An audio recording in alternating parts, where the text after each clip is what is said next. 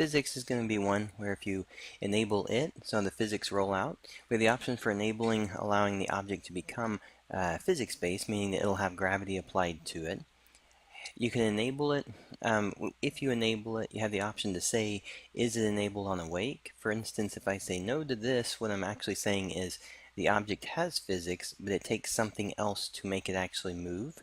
So for instance, if a player was to walk on top of it and then it actually falls, you have the option to say delay, then wake up, meaning that how long does it take before the physics starts? So if you wanted it to be 1 or 2 or 10 seconds before it starts when the game or the level starts. You have two options here which are can be picked up, pushed, pulled.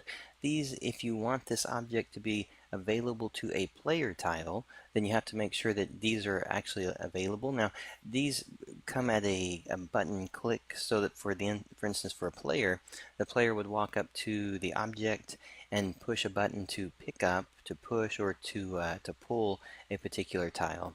So those would have to be on if that's what you want the player to be able to interact in that way. You have a rotation lock. Rotation lock is going to be something that says even if it is bouncing, you don't want it to actually rotate left or right. Then you can lock it to whatever angle it's currently at. All right, let's scroll down here. You have a position lock. So position lock meaning which way it can be pulled, left, right, up, or down, or none, meaning that it can just it can be pushed any direction. You have a weight and fall rate. So weight, heavier it is it's going to impact other objects more. You have a fall rate, which is how quickly does the item fall. Over to a smaller amount would be like a feather, and then to a heavier amount would be like a brick.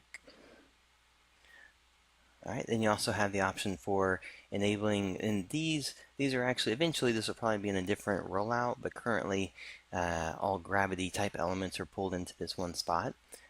You have enable gravitational pull for the player.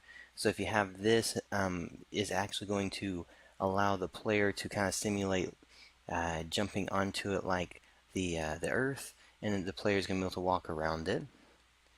If you enable the faux gravity for the object, it's going to have a pretend sense of gravity. So if you wanted a crate or a box to stick to the surface of another object at any angle, then you would want to enable this.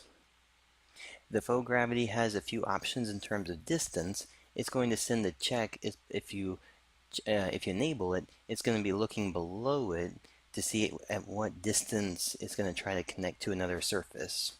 So as if, for instance, if it's a distance check of 20, then you're going to have something similar to the range of 2-tile distance checking for it. You have a rotational speed, meaning how quickly will it try to reorient itself to the angle that it's trying to get to.